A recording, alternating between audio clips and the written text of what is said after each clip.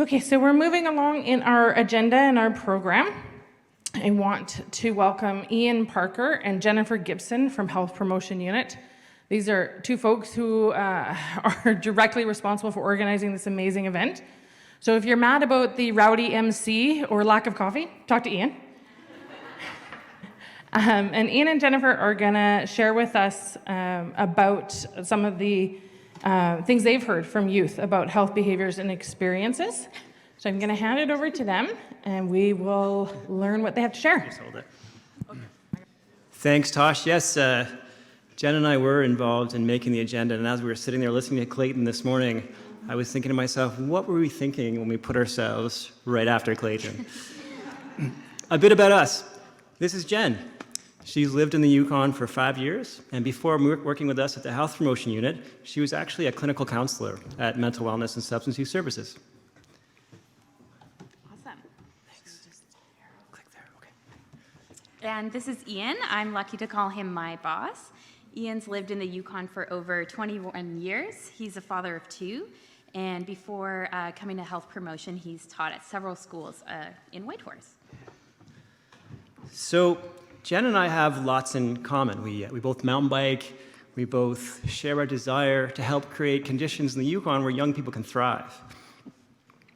We're basically both hobbits, very noble creatures, but more importantly, we're both settlers and guests on this land, and once again in this amazing space.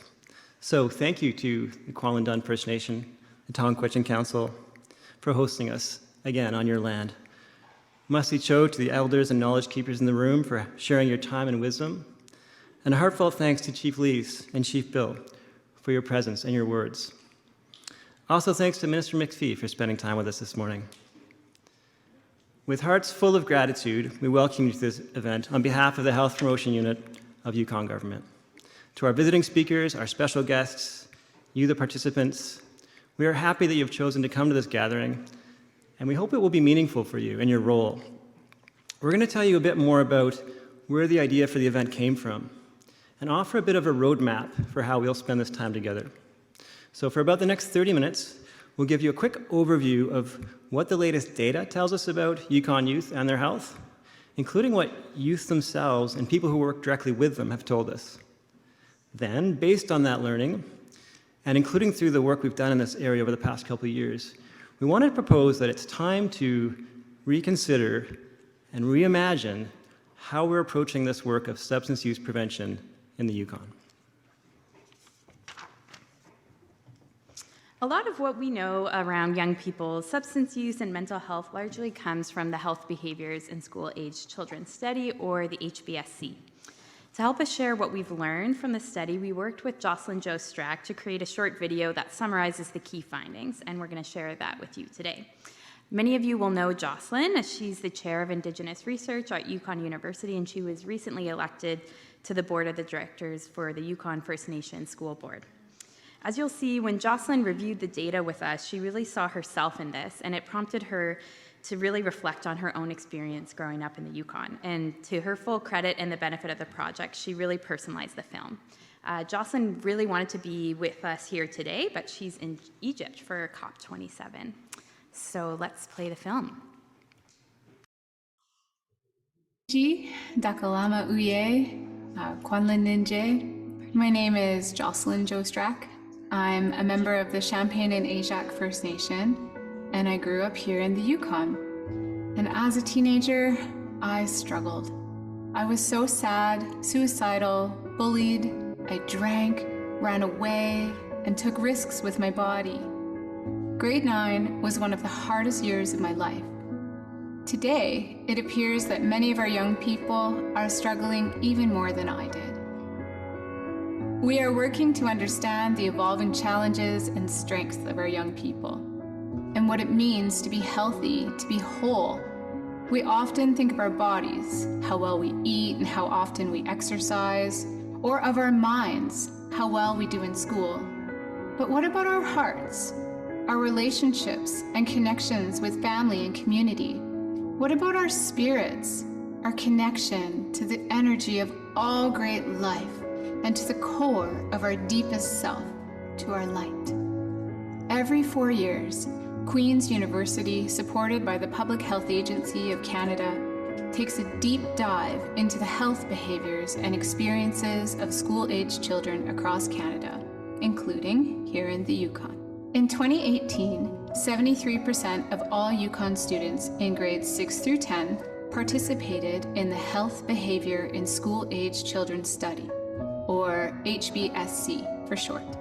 We use this data to compare the health of those who identify as male to those who identify as female, students in grades 6 to 8 to those in grades 9 to 10, and students in Yukon communities to those in Whitehorse.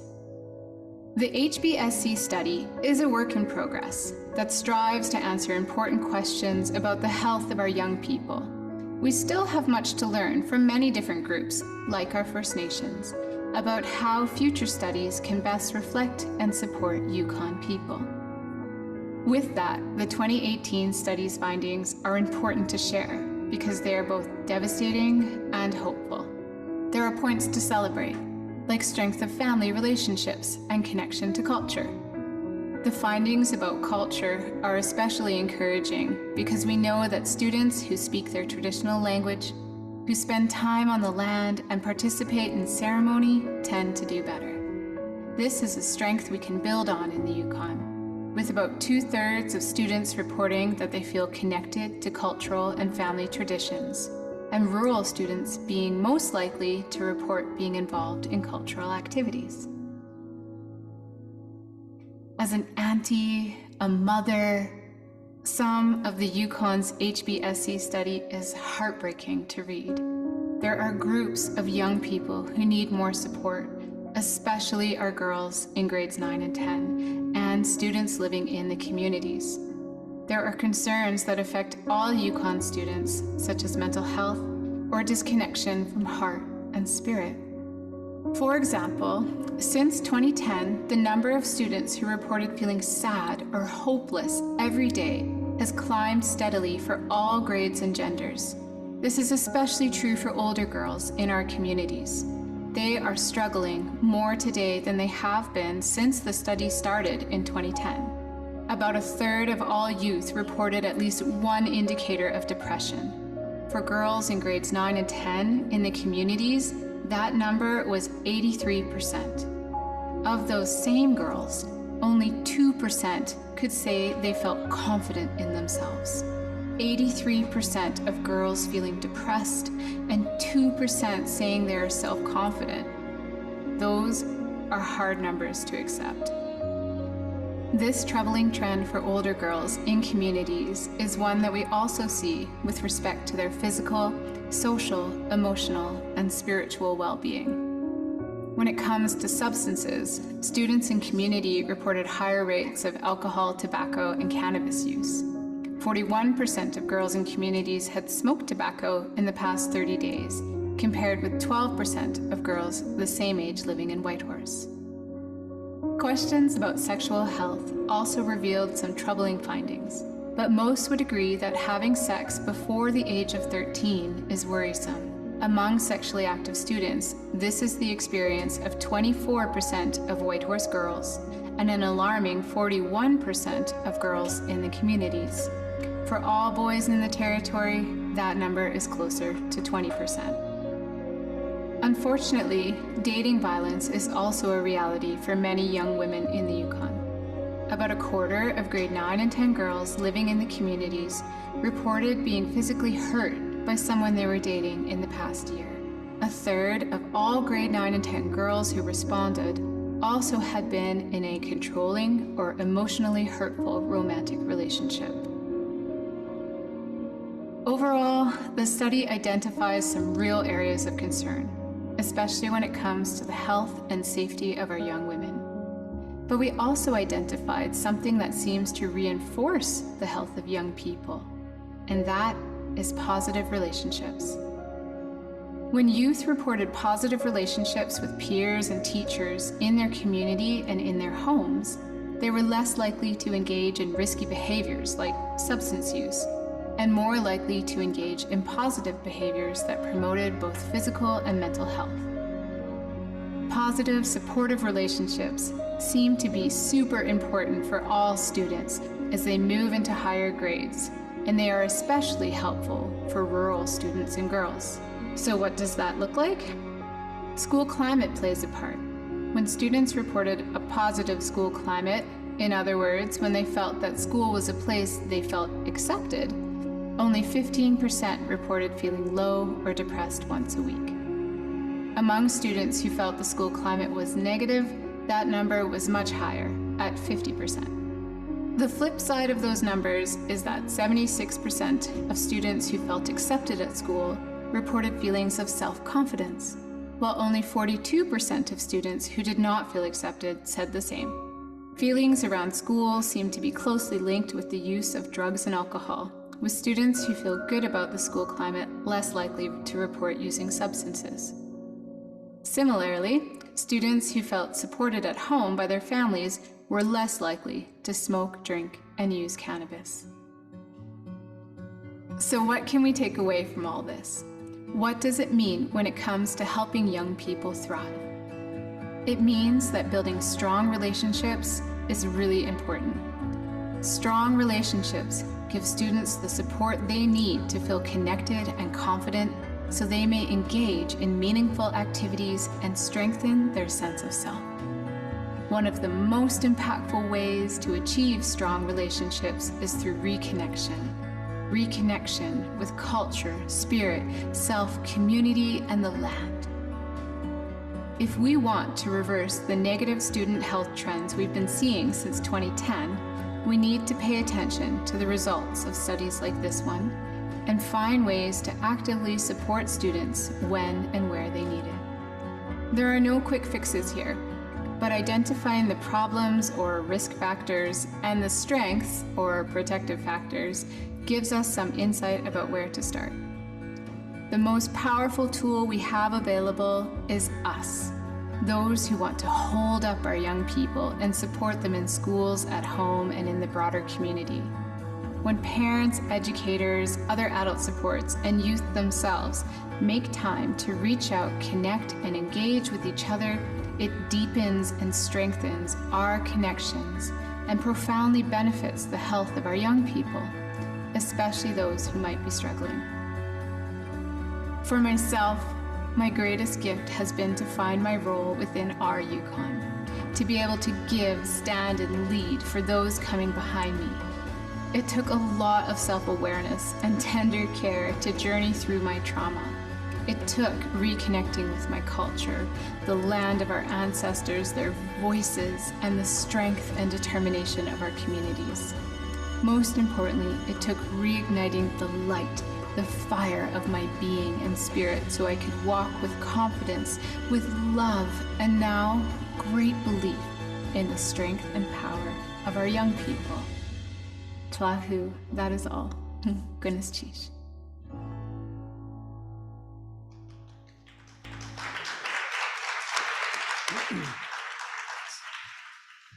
So as you can see, the HBSE is a health study, but it's also a learning and an education study.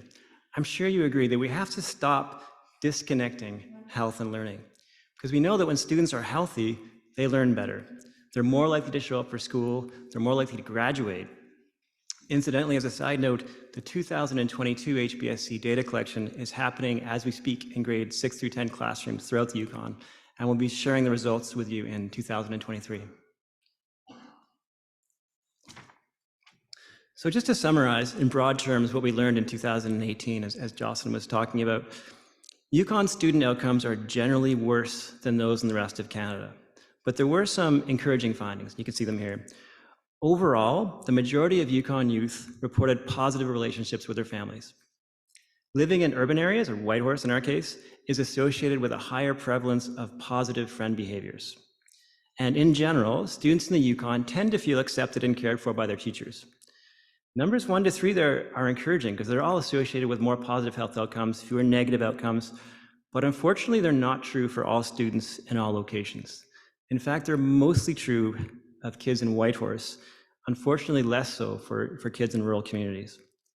Number 4, cultural activities is also really critical. We know that cultural activities are happening, And this is a strength that can be built on, as Jocelyn said. We know that when young people speak their traditional languages, when they participate in ceremony, they're spending time in the land, they're eating their traditional foods, they tend to be healthier, they tend to do better in school. We know that culture has a protective effect and can sort of buffer the negative experiences in a young person's life. Culture is medicine. And this is a theme that we'll come back to, of building on strengths and cultural connection throughout the gathering. It was certainly a powerful theme of Clayton's words this morning. And it's also the focus of tomorrow's breakout on reconciliation and positive youth development with Marshall from First Nations Health Programs. Is Marshall here? Nope, he'll be here tomorrow. Alyssa from the Western Arctic Youth Collective. Are you here, Alyssa? Yeah, good. And also with Yvonne, our knowledge keeper.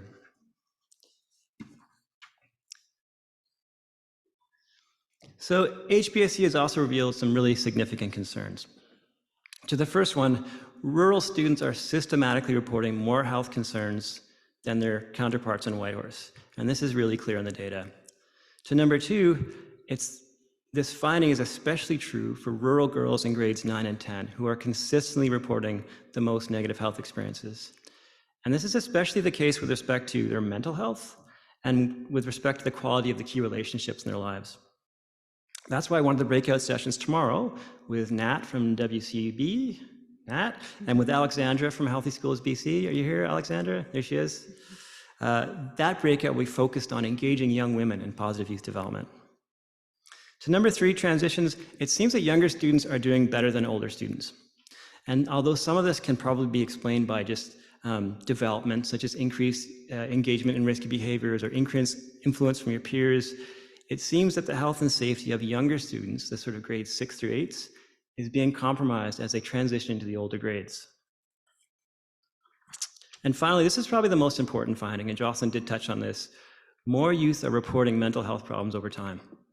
We have 3 cycles of this data now over 12 years, and some key trends are becoming obvious. One is that the percent of students who report high levels of life satisfaction is steadily decreasing during that time. While at the same time, the percent of Yukon youth who report feeling sad or hopeless is significantly increasing. And that, unfortunately, applies to all students, all grades, all genders, all location studies. But of course, unfortunately, they're especially pronounced among girls and among rural students. So just coming back for a moment to the fact that health and education are strongly linked, a recent study by the First Nations Education Directorate confirmed that First Nations students tend to score lower on kindergarten assessments and on grade 4 through 7 literacy and numeracy assessments. They're also less likely to graduate from high school and have significantly higher absences. Some work that the Child and Youth Advocates Office did recently on school attendance confirmed that many of the reasons students were chronically absent were actually health-related. First Nations students reported feeling a lack of being seen, felt they were being stereotyped and discriminated against. And those feelings are strongly correlated to mental health. Chris C., who worked on this project for CYAO, is with us today. Chris, are you here? There he is. Hey, Chris. Thanks for being here. Prompted mainly by these HBSC findings, at Health Promotion, we've been working on a substance use prevention project. You've probably heard of it, Youth Roots. And the goals of the project are firstly to share the findings from the HBSC and talk about upstream prevention with whoever will listen to us. And we're lucky you're still listening to us. To support prevention projects in the short term and in the long term, prompt critical thinking about how we can move upstream as a collective. In addition to the film you've just watched, we've conducted research with over 25 key informant interviews, many who are here today, across the Yukon about substance use prevention, and we also created the Youth Roots Grants program. The grants were really at the heart of this project, and they would not have been possible without generous funding from Health Canada. This fund was short-term, but its aim was simple. You tell us what you want to do in your community to prevent substance use or what you want to keep doing, and we'll support you with some funding. And we think we've stumbled upon something because this model appears to be pretty successful. This photo here is from a Leader in Training conference that was organized by BITE. So while Ian covers the theory today, I'll be sharing stories throughout from the Youth Roots project, specifically from our grants and from our interviews. So we've been seeing this HBSC data since 2010. And when you see the trends, it's easy to come to the realization that the status quo really isn't cutting it anymore.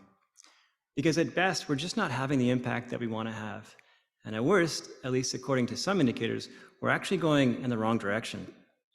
There's a growing feeling that we need to do something else, something different when it comes to preventing harm from substances and promoting positive youth development.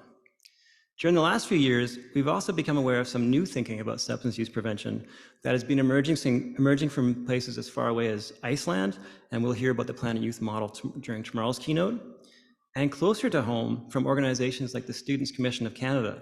Excited to hear from Florence later today about the SCC's Blueprint for Action. You're here, Florence? Here she is. Thanks for being here. This new thinking can partly be understood through the lens of a river, an especially meaningful metaphor for us in the Yukon. We're all familiar with a river representing life or health. Here's a slightly different take on it from researchers in Iceland.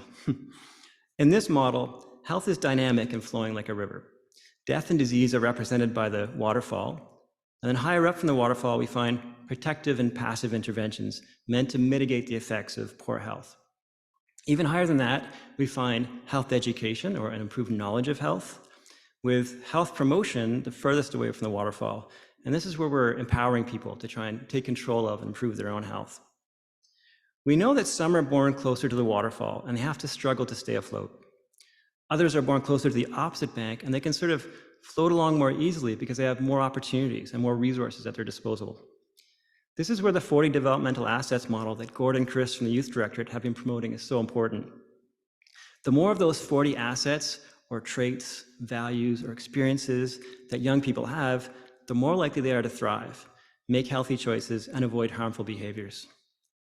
Some of those assets we're born with. Some of us are fortunate enough to be born into supportive families and safe neighborhoods.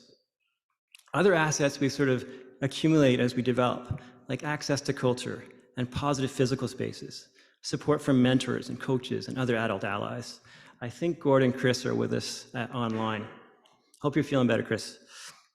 On the other hand, for those who are born closer to the waterfall, and here we can think of adverse childhood experiences or kids who live in home situations where there's toxic stress, or in communities where there's high levels of addiction.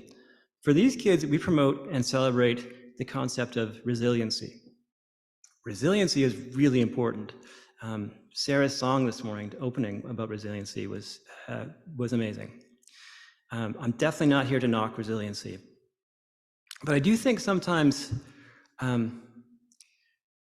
we forget that although kids need to be exposed to some challenges so that they can develop some grit, we sometimes lose sight of the fact that resiliency is not actually the prime goal.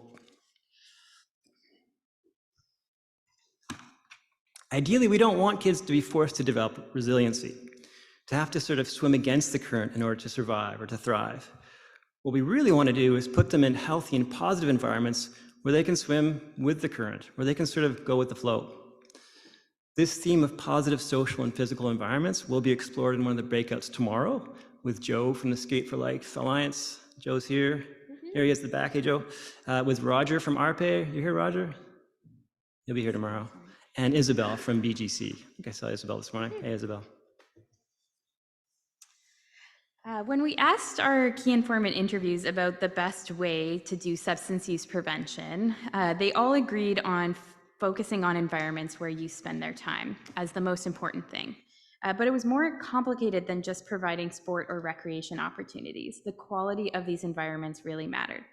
Here's a quote from one of the incredible people I interviewed, Miriam, who's here from Champagne-Ajac First Nation. She told me this: you cannot just put your kid in hockey and drop them off and leave. That doesn't work. It's about putting your kids in hockey and then standing in the window and cheering them on. While investing dollars in youth programs and infrastructure is critical, it's not all that's needed. We heard a lot about a more complicated picture in Yukon, that many well-intentioned programs sit empty because they're not designed for and by youth. And sometimes, even when youth do attend, they feel alienated or isolated because they're looking for connection and role models, and they don't have them, which causes them to drop out. We're looking forward to digging into this topic more with our youth and elder panel later today. But just to stay on the theme of hockey for another moment, and to give you another example to think about, in Lanark County, Ontario, they're piloting a Planet Youth project. Before they started, there was a strong sense in the community that what they needed were more hockey arenas. However, when they started to research their risk and protective factors, they found that hockey programs were actually more likely to make their youth drink because coaches were actually bringing alcohol into the locker rooms. Instead of building more arenas, Lanark County is investing in changing their culture around hockey and having a code of conduct for coaches. Hockey programs are important, but they're not enough. The social environment and sense of team is what really matters. So how do we embed this knowledge into the systems that we have? That's for us to discuss over the next 2 days.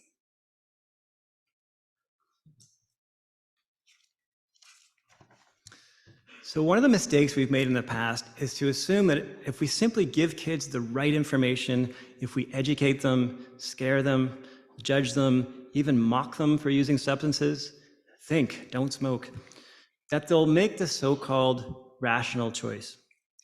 But this kind of messaging tends to ignore the fact that kids exist in social environments and they make decisions that are influenced by those social environments. It ignores the fact that there are often invisible but powerful social norms that can push them towards using substances.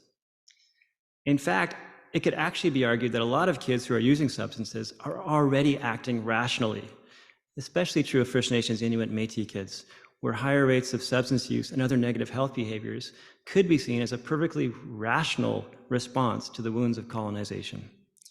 These campaigns of the past, though well-intentioned, were super expensive and they were mostly ineffective at reducing substance use at a population level. So here's an example that looks entirely different from what we just saw. And I want to give a shout out to Lindsay, who's here, and Wilfred, I think he might have just popped out of the room. This is a photo from a winter survival camp that happened in Teslin with the support of a Youth Roots grant. And I just want to read what Lindsay wrote in her report back to us about how the camp went. Every time I'm out on the land with youth, it helps solidify the importance of just being out there for positive character. They get to be themselves without the pressures of trying to fit into the larger group. I truly believe this has exponential effects on their development of self. One aspect of upstream prevention that we think is really important is the impact, the really large impact that these many small actions and actions of kindness can have. So just in the interest of establishing some common language, here's the traditional categories of illness prevention as applied to preventing harm from substances. And again, I'll put them in the context of the river metaphor, and we'll start from the bottom up. Tertiary prevention is the most downstream. This is where we're helping people who have fallen over that waterfall, treating people who are addicted to drugs in institutional settings, for example. And this really is an immediate time frame. When people are sick, when lives are at risk, we need to act. Secondary prevention, or sort of midstream, often refers to programs. Things like our Quit Path smoking cessation program at Health Promotion, or AA, or some of the treatment programs at Mental Wellness and Substance Use Services. And this is more of an intermediate time frame for having an impact. Primary prevention is the most upstream. This is where we're trying to prevent or delay initiation of substance use. Setting behavioral boundaries for kids. For example, we took all the smoke pits off school campuses. Things like making structured, positive spaces and activities available and accessible. In other words, it's about strengthening protective factors and mitigating risk factors. In terms of seeing an impact at this level, primary prevention level, we're really looking at a long-term time frame. But based on a cost-benefit analysis, a primary prevention approach that prevents or delays initiation produces the best return on investment.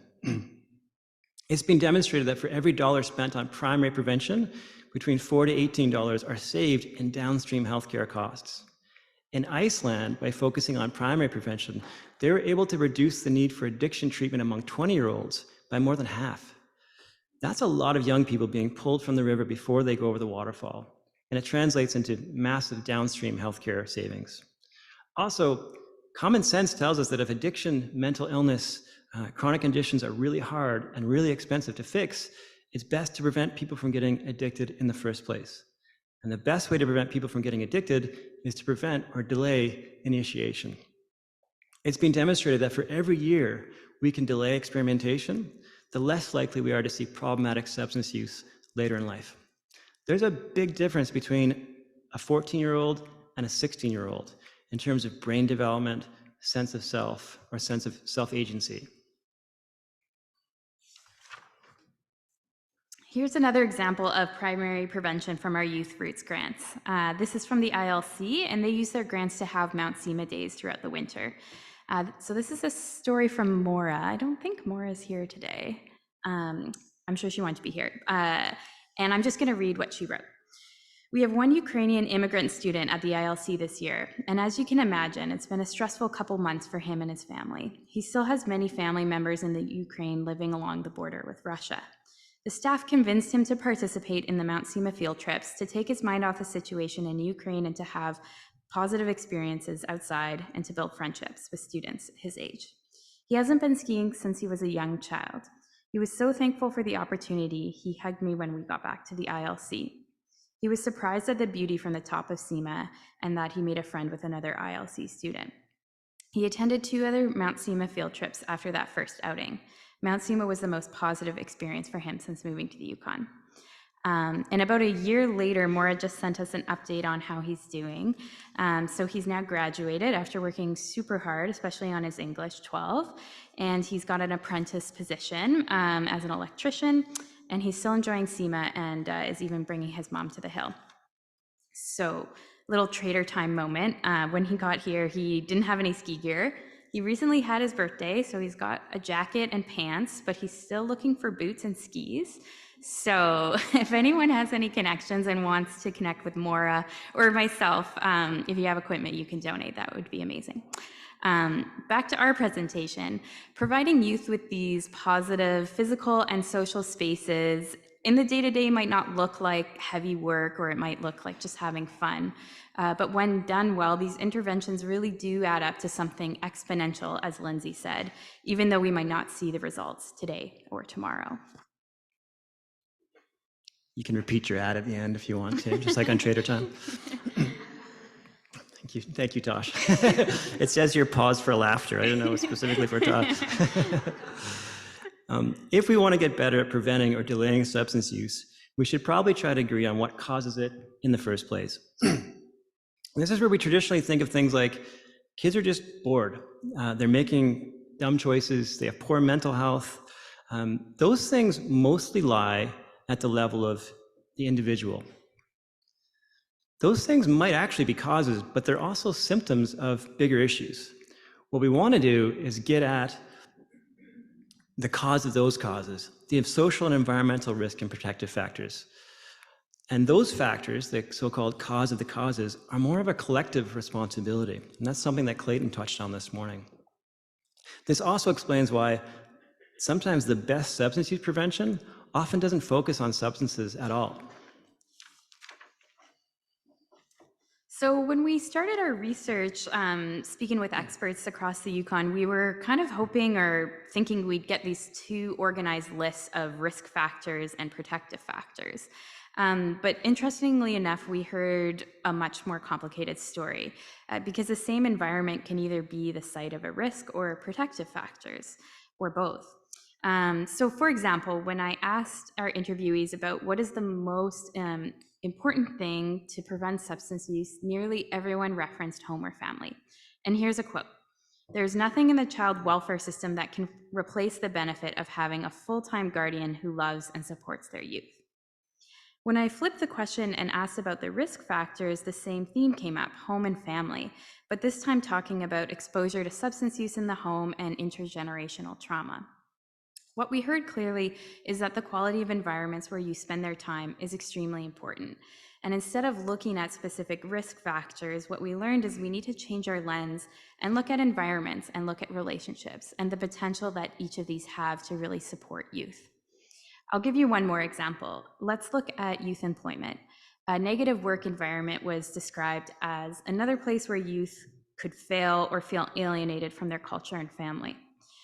I also heard, though, that when work environment is one that offers mentorship, acceptance, and connection with positive adults, it's extremely important, if not the most important intervention in a young person's life in some cases.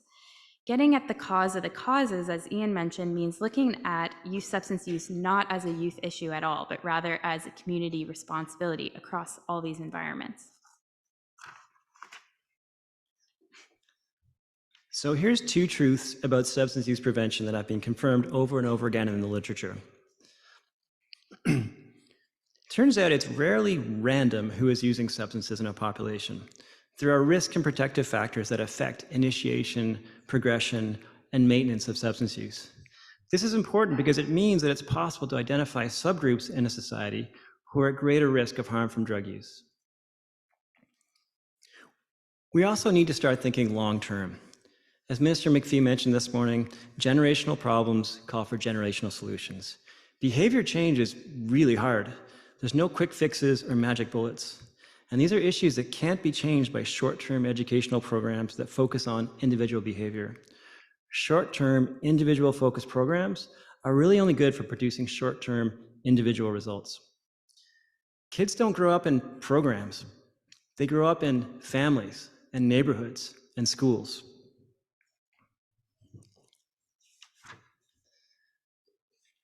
I also want to acknowledge that this gathering is mainly focused on positive youth development as it pertains to substance use prevention, but we can't overlook the broader context of mental health. As Chief Bill said this morning, it's a mental health crisis. The twin challenges of preventing harm from substances and promoting mental health are closely knitted together. Some suicide surveillance work that was done in the Yukon from 2013 to 2018 confirmed that young people are more likely to die by suicide, and over 80% of people who died by suicide had a known substance use history. COVID-19 has also introduced new and significant stress and anxiety into all of our lives, and young people have not been immune. A recent study by the Center for Addiction and Mental Health confirmed that there's been an overall deterioration of mental health among young people, with growing concerns about depression and anxiety. This is why the HBSC data currently being collected in Yukon schools is asking questions about student experiences during COVID and how it's affected their mental health. So it's critical that we consider the complexity of the relationship between mental health and substance use. Youth who are struggling with substances should also be monitored for mental health issues and vice versa. The good news is if you're taking a comprehensive, evidence-based approach towards either one, you can make progress on both fronts. The days of separate, siloed mental wellness and substance use prevention programs should probably be behind us by now.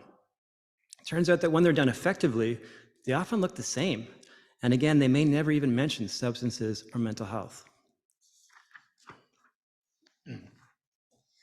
We learned from our key informant interviews and from our colleagues in Iceland with Planet Youth is that the silver lining of COVID was that we saw in a really dramatic way just how important social environments are for youth. I think as a society, we learned through trial by fire that you cannot just take kids out of the classroom and replace it with Zoom and expect it to work out. During my interviews, I heard about this immediate connection between programs and substance use.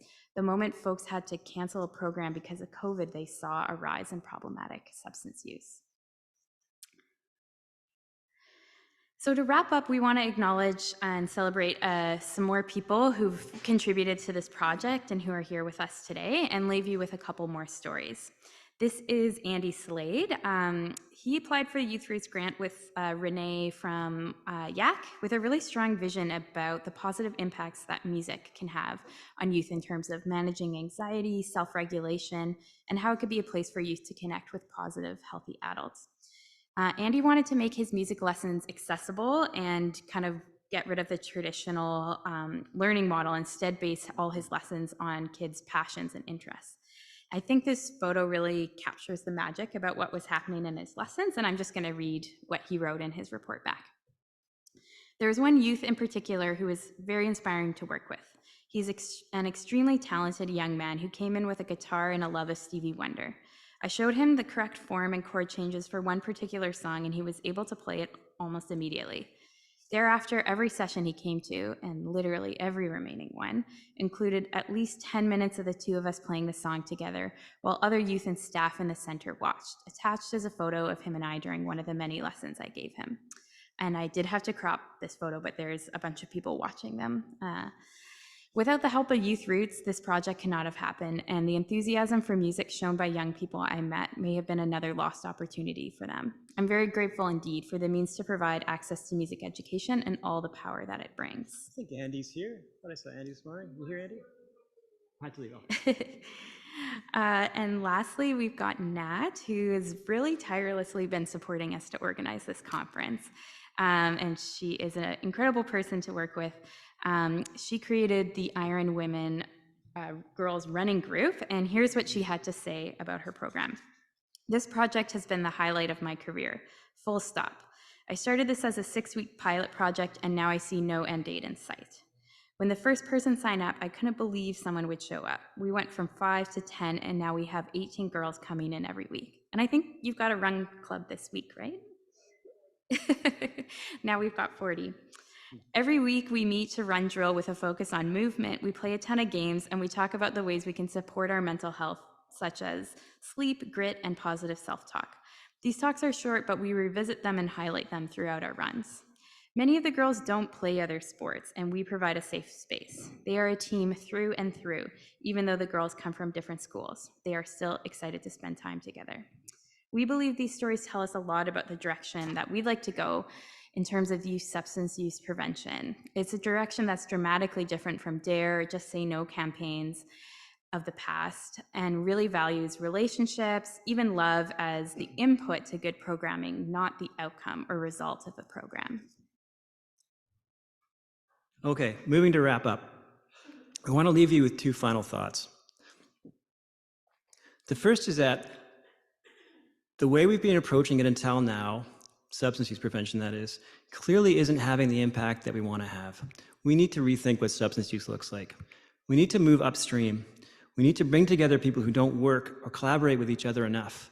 And that's partly what this gathering is about. We need to reframe substance use prevention as positive youth development, which is simply defined as research and practice devoted to helping young people reach their full potential. Because sometimes effective substance use prevention doesn't look like substance use prevention. The second is that we need to complete this picture.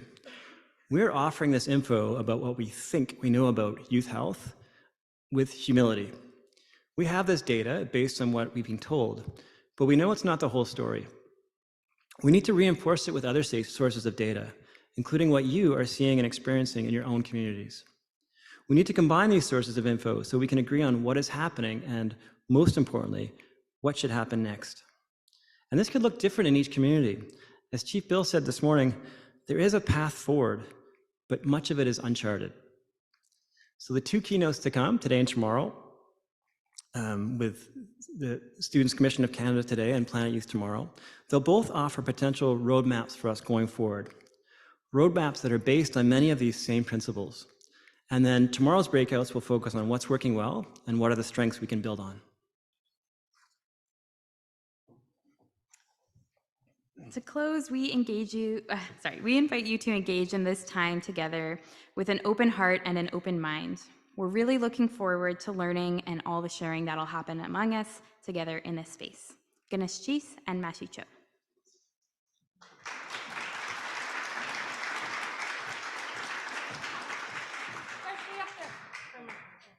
Nice try. I like that. You put up a slide that says questions and comments. Thank you, off.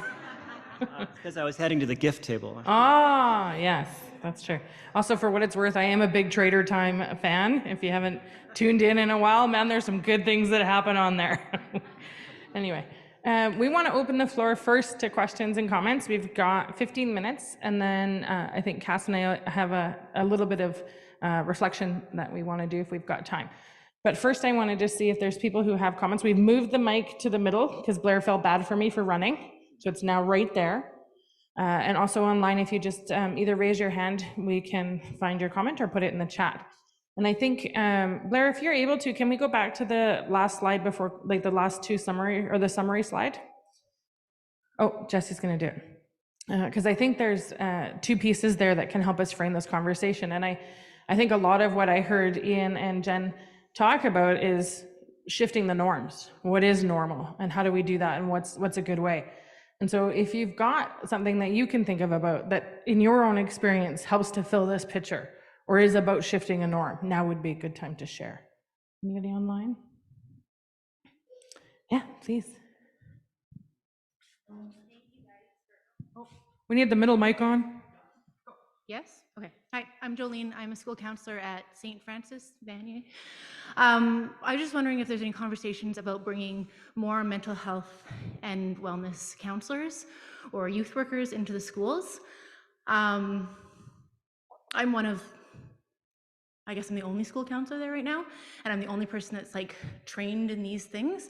And so, and our kids are at school all the time, and I have a lot of access to them, but we need these partnerships with education, with health promotion, to come into our schools directly and work with our kids. I have a colleague here that we have lots of great ideas for what we want to bring into our school, but we just need staff. So how do we start that conversation?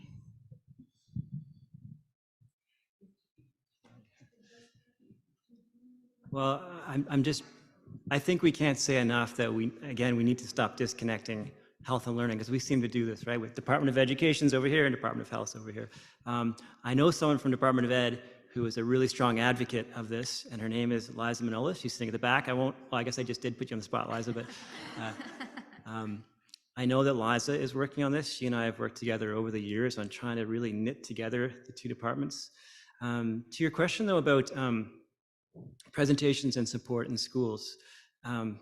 I know that some of the work that Chris did with the Child and Youth Advocates Office, one of the pieces of feedback that came out of those conversations, so the debriefing conversations that I was involved in, is that we actually need more clinical counselors in schools. We can't keep downloading this onto teachers who often feel that they're not adequately trained or prepared to deal with some of the issues that they're seeing every day in their classroom. So that's one thing I would say. The other is that even though at the health promotion unit, we've been kind of deliberate about moving a bit away from offering the in-school presentations, partly because we've come to realize we're a small team. This is all of us sitting at the table here.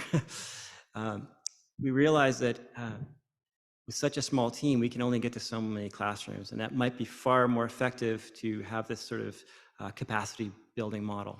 That said, schools keep calling. Help me with vaping. The sexual health is huge. Erin, could you put up your hand for a second? Erin is our sexual health educator, and she is literally traveling the territory, often on her own, to every community and doing presentations about sexual health, which are essentially sexual abuse prevention discussions. We've also taken on a new health promotion coordinator. Is Catherine here in the room still? There she is. Catherine is our school health coordinator, and her whole role is focused around supporting schools. So we're trying to get a bit more strategic about getting to the schools who want that support. But we are just conscious that it's really a shorter term intervention. Catherine can only get to so many schools. And what we really want to try and help promote are health promoting schools, school environments that are supportive of health, including not just students, but teachers too. Liza had her hand up. Because you called her out. You said wave.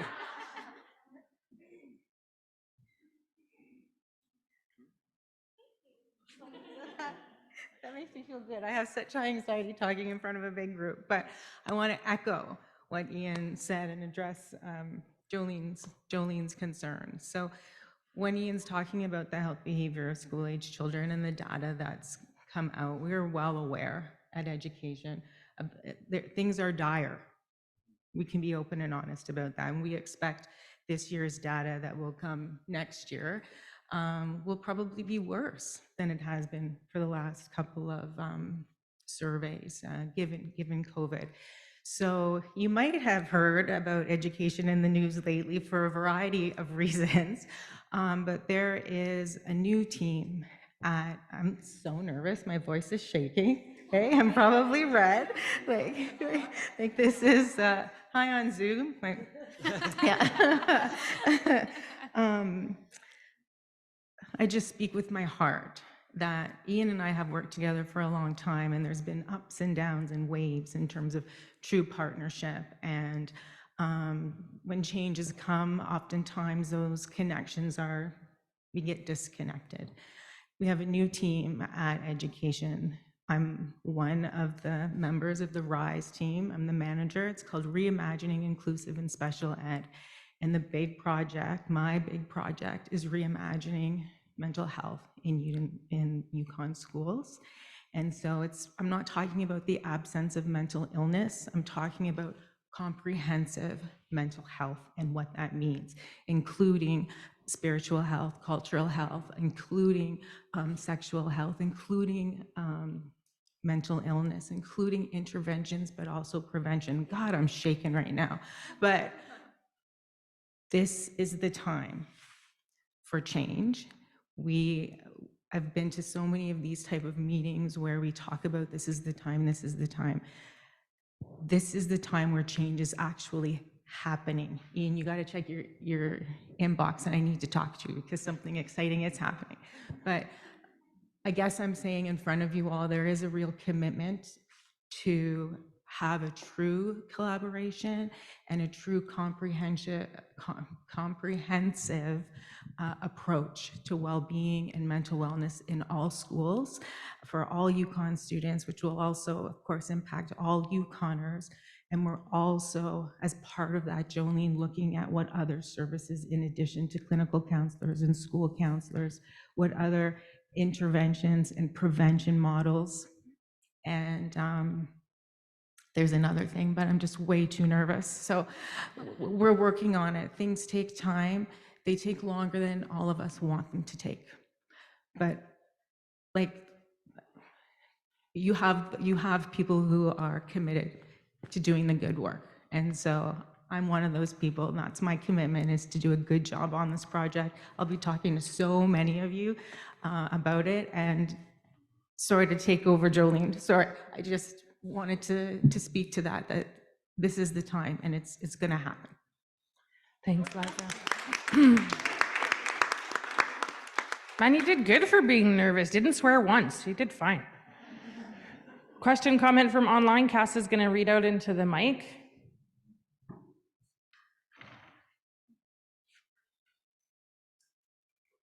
Okay, I've got a comment from online, and I should warn people that I'm terrible with names, and I'm fighting against a Newfie accent, so I do apologize. Be gentle with me. So Maxine says, thanks so much, Ian and Jen. I've chatted with both of you, but for those who might not know, Communities Building Youth Futures Yukon is putting together a territorial youth strategy for the Yukon, and we feel it's a huge part of the answer to positive youth development and better collaboration among youth services. We invite everyone and all of your amazing work to be a part of it, and we had several other comments kind of reiterating what Maxine was saying as well online. Thanks, Cass. Important point. I did have also, if there's no other questions, a quick anecdote to share from my sister when we talked about that disconnection we seem to have between kind of schools and health, and that lack of that holistic approach. She's a teacher in Newfoundland, and we've had a huge health crisis there for the last, gosh, I don't know how long, but mental health, access to mental health services in particular has been a huge issue. And what they started in their school towards the end of last year, an open doors program, they called it. So there was a mental health professional that would come to the school for a couple hours on Friday afternoon. And the lineup of students wanting to access that was massive. And it grew and grew and grew. By the time they were about 4 weeks in, it had raised to 2 full days a week that there's a mental health professional in the school. What they saw from that, students who had been absent, really, really high absenteeism, were coming to school for that purpose because they knew this was the day that Open Doors was going to be there. They also kind of dedicated a full classroom to students who are waiting to be able to access the service. And the students started to kind of start their own peer counseling kind of situations. So they started putting in like small tables that people could sit at to chat, and bringing in more support to help those students be able to support each other. And it's just grown and grown and grown. The need for that in our schools is huge. And we see, that's just an example, we know so many other examples of that kind of collaboration, really bringing together those two kind of worlds that are so important for students that we tend to put in those silos, which doesn't make any sense. But that's just a quick thing I wanted to share. Thanks, Cass. We've got another question, comment. Yeah, go ahead. I just wanted, I resonate with a lot of what has been said so far, but about the HBSC data gathering, I've been involved in this indirectly through the school as I was an EA in 2018. I've helped students doing this. And now I feel sometimes like a fly on a wall. I move through different places. And actually yesterday I walked in the school where, sorry, I'm just really shaky. The principal and a teacher and an EA were discussing this, the data gathering, and the way it's presented to the children is maybe not the best way, where they put in faces, did you read the question properly? Rather, what is your understanding of this? So that ties up with all of the support that we're bringing to the, sorry, to the young folks. And also as BGC, when we are at the youth center, we had children 2 weeks ago doing the test in school and then coming to us devastated. I did this today in school and it made me think, I don't have self-esteem. I don't know how to care for myself. But yet they're just giving the tool, the data. I totally understand it's important to get, but the support that we're offering the young folks that are filling in that sheet and then just left to themselves with those thoughts. I had to sit down with three, that's little girls, they're not little. Okay, let's talk about this, girls. This is not, you know, a big helmet for you to wear that you're not able to care for yourself. It's just to help adults understand what you need. So I think there's a little tweaking to be happening there on how do we approach the young folks and how they're feeling these data that are super important. But yeah, I just wanted to feel a little feedback that our young folks that are giving us the information are not supported to do it to a meaningful way. And that was very interesting. Oh, goodness, geez.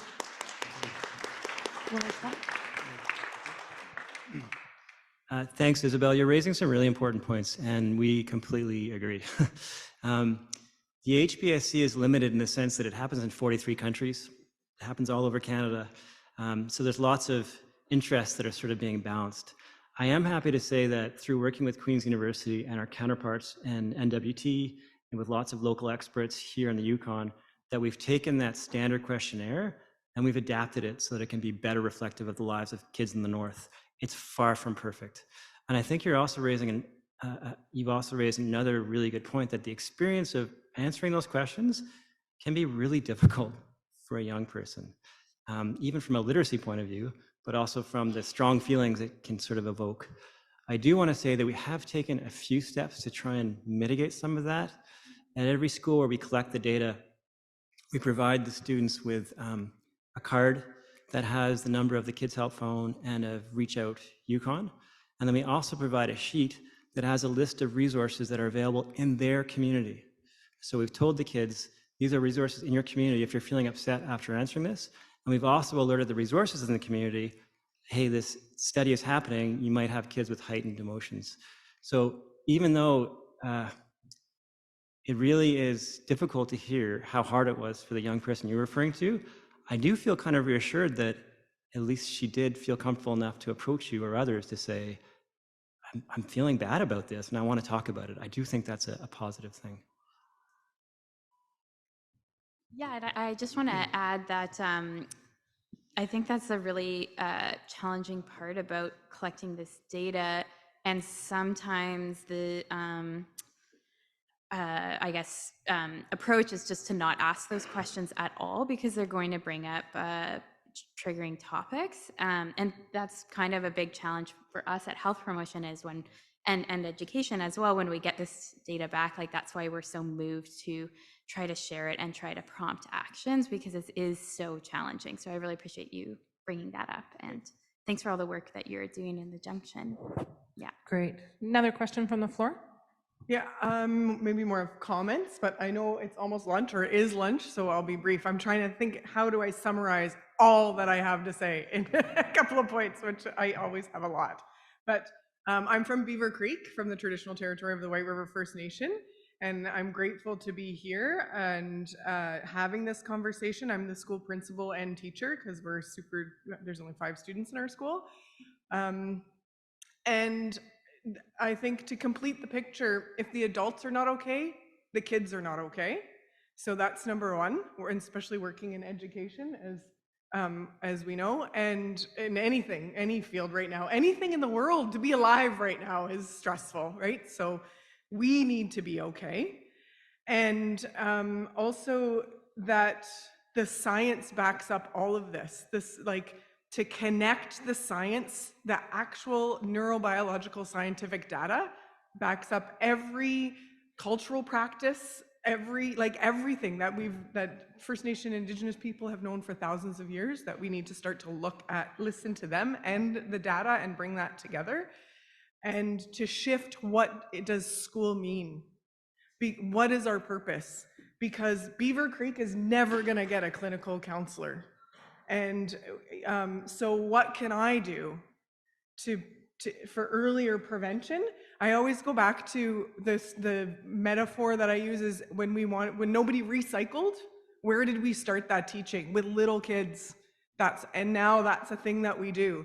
So in our school, we do talk about neurobiology and all of these things of how to be a whole human, because that's the complete picture. So I just want to bring that. And somebody back here said to bring the communities into the room, or said something about communities, and it is very, very different in a community. So those voices always need to be in all the conversations. No decisions about us without us, right? So thanks. Goodness, geez, Heidi. Any response to that, or you're good? I have just Yeah, a different. please, go, Jen. Okay, before we leave the stage, I just want to highlight a few other things we've got available today. I just want to reiterate that Yvonne Jack is here as a knowledge keeper to offer cultural support and smudge throughout the day, today and tomorrow. And I also just want to welcome and introduce Lauren from Mental Wellness and Substance Use Services. If you are interested in getting trained in naloxone or taking kits back to your communities, come visit them throughout the day, just over there. Oh, the right naloxone person. Sorry to the other lady this morning. Okay, we got Angela, and then I think there's a gentleman who's either crouched on purpose or has a question, right? Okay, so we've got 2 more and then we'll break. Okay, so I believe that I was a part of that 2018, and so I just wanted to do a little bit of a reflection, which I think would probably be meaningful to add. As a youth, I really try to be a good role model ever since I was younger, and obviously I've grown and developed a lot. I think I was in grade 9 during that time, so I've changed as a person, but also I guess I remember feeling uncomfortable by it, and it very much felt like something you need to do this. This isn't an option. You have to get this done. It's mandatory. And we got removed from classes to do this. And it was just a weird experience, honestly. And I remember looking at those questions and I was like, well, okay, this is what we're doing, I guess. And I remember I was thinking how is this actually helping? Because there was counselors in the school and they do the best that they can, but they have so much students that they are needing to care for that I think sometimes it's hard to give each student exactly what they need. And so I understand that, and I hold up all the teachers and everything, and I have parents in education, so I hold that up. But also just from a student perspective and someone who just left the system and graduated, I think I was wondering oh, there was no talk on support before this survey. And after the survey, there was no talk. And I remember I felt uncomfortable. I had answered the questions about the self-esteem and everything. And I think I remember mine being more on the negative side. And just, there was nothing after or before. And that was that, like, for the rest of, that was like another 3 years until I graduated. There was like very little, except for those like handful of teachers or handful of counselors that are enriching a student's perspective. So I guess I would say, how can we include youth more to be a part of the beginning and middle and the future? And then creating spaces for students to reflect, or for there to be like an open conversation. But just to add on, as someone who has gone through this and someone who is, I didn't go and ask for someone's help, and I'm someone who was raised that, like, if you need help, ask someone. And so even I didn't, just because I was like, oh, I don't know, that just feels weird. And obviously I was at a younger age, but I think I just want to reflect on that and just say, like, some kids are talking about it and stuff, but a lot of times we're just like, let's get this over with because of the energy put in, and that it doesn't feel like we're actually, like, they're like, oh, can you tell us these deeply personal things so that we can use it for a report, and then we're not going to do any support after. But I just want to say, I uphold your work, I really support it, but I just wanted to take a more real approach of me trying to get into my brain of that. And I'm excited to see how you move forward, and I'm excited to see that you're acknowledging those flaws, because I think it's really important. And based on what other people said, I do think it's really important that we're uplifting staff in our schools, people helping, and just everything like that. And I think we really need to start creating a sense of communities in our school to actually see there any embetterment. Because when I left high school, it was like way worse than when I entered in. There was like more homophobia, more racism. People were like ODing in the bathrooms and just giving their friends naloxone. And like teachers don't know about this. And if they do, it's like on the hush hush, because you don't want to deal with that. Drug dogs all the time, like getting, so it's like, how, like, we're talking about this, but there's no real action. And the teachers who are doing action, their pile is so stacked up that they're doing the most they can and they're not giving the support. So I think, yeah, just uplifting and then creating sense of community wholly with staff and students, I think we could see a lot of big major steps. Because when I felt my school, when I was in high school, I went to Porter Creek. When I felt like the school environment was good, it was like when they would be like doing hide tanning out front, or they would be like, oh, we're doing school sports, or there would be teachers coming in and being like, sitting down and being like, we're going to dedicate a whole class to this, not just one 10-minute conversation. Like, we're going to actually take the time. We're going to let everyone in the room speak on what they need, because it takes time for people. Not everyone is willing to jump up and talk. So sorry, that was way longer than I thought, but Ganesh Sheesh Madhu, thank you. Ganesh, that was perfect. Thank you, Angela. Thanks.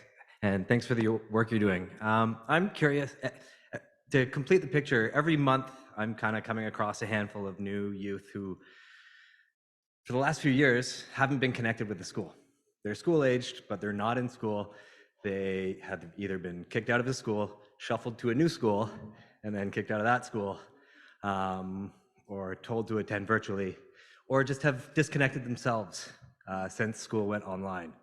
I'm wondering how we are capturing those stories in this data, and I wish I could say I'm shocked at how many kids I'm meeting, how many youth and young adults, but I've long since stopped being shocked. But there's so many youth in Whitehorse that are as young as 12 that are completely disconnected from the Department of Education. And how are we gathering those stories? Great question. Maybe answer to that and then final closing remarks. Yeah, thank you very much for that. I would just like to offer the work that the YFNED is doing, I think is really breaking some barriers here. During my understanding is, I mean, you have to get Melanie Bennett to tell the story, but during COVID, they were seeing lots of Indigenous youth on Main Street, and they actually proactively went out and said, why aren't you in school? Well, the Zoom thing's not working for us. So they recruited them to become junior education advocates, and we're going to hear from some of them this afternoon. The short answer to your question is, how are we capturing the stories and the experience of those kids? Is that we're not, and we need to find a way to do that. I completely agree. We're seeing really troubling trends among the kids who are in school. We're even more worried about the kids who aren't in school. So I completely agree, and I think this is an area we need to consider going forward.